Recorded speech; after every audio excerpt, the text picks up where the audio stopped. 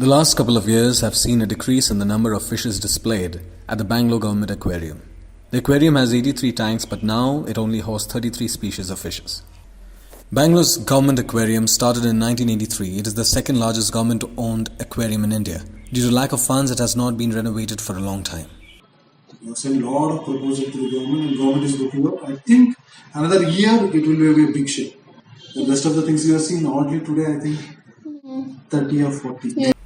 The last couple of years have seen the death of many fishes like the black moor goldfish, red parrotfish, tiger shark, orange mollyfish. Unfavorable temperature conditions in the tank have been a reason for such deaths. The broken ceiling and cracked walls have been a reason of concern to many visitors.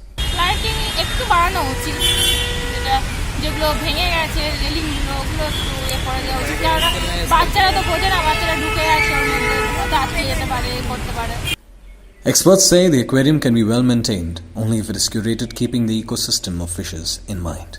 Make it educational, make it more, nature and planted aquarium centric. And of course, we need to create these ecosystems.